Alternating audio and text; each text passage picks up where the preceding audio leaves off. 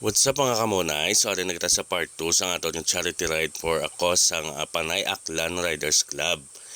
So kung makita ninyo mga kamunay, nag-assist sila, ang ato na MC naghahambal. Samantalang ang Sis LC, so siya naghahawid sang helmet. Amo ni siya ginatawag namon nga pass the helmet.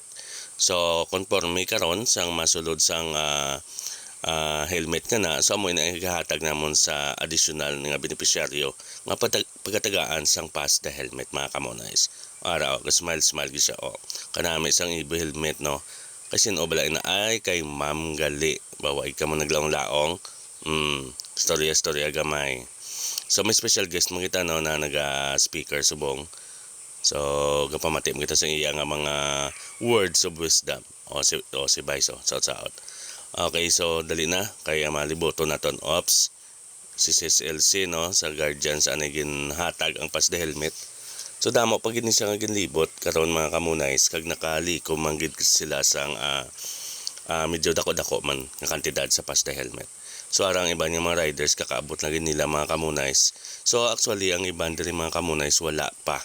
So ay pa nagalabutan ng iban sa time nga ni mga kamunays. Bali nag-start lang kami. So ari ang mga sa aton nga registration sa paghatag sang pledge ara si Press. Shoutout Press, way gigatulok sa camera ha.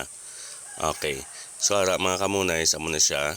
So ang iba nga mga riders kakaabot lang gid that time. Alright. So busy gid sila pang salat. So subong nagsaka ako si babaw sang gym no sa ibabaw, second floor kag videohan ko na palibot ang aton nga mga audiences kag mga riders mga kamunay. So ara na nagpicture taking na si Munay baw ara gid ba tur gwapohon. So ara mga kamunay sa mga masunod yung mga video mga kamunay is mga picture taking na ina sa mga nagkalain-lain nga mga riders club, solo riders, mga vlogger no kag iban pa nga mga nag-attend sa aton nga charity ride sa Panay Aklan Riders Club Capiz chapter. So ara makita ninyo. So hindi ko na sila mga kamunays no pag isa-isahon i-mention. So kung makita nyo dahil yung group or makilala nyo sila, kindly comment down below lang mga kamunays. So kapasalamat gid ang bilog ng Parsi Capiz chapter sa siyempre sa successful no nga charity ride for a cause sa Dumalag mga kamunays. So more events, more charity naman kita nga katuan mga kamunays kag ari lang kita ang Munays World padayon nga maga-support sa amuni nga advokasya sa mga riders mga kamunays. So gina-shoutout ko manda ang team sang Eager, ang mga solo vloggers na tunda. So si Ronilo Ojaman, Acoryo, tapos ang iban pa ang mga solo riders na si Sid Venture, no?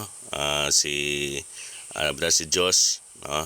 Kasi iban pa nga way ko na mention si Dakila all around.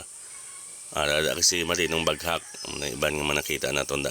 Kaya kung hindi ito na ako ma-shoutout mga kamunays i-mention nyo lang din yung mga page kaya abin yung may adlang nagapanomdom, naga-voice over. May bayad, di ka masakon. Char. So ara na, no? So gamay na lang mga pictures bilin kag kun ay ko kamo natagda mga kamunay so kamo lang da bahala mag-mention. Kag kita-kits naman sa sunod nga mga charity ride for a cause mga kamunays. Kag amo na God bless us all. Safe ride and we ride as one. Bye for now.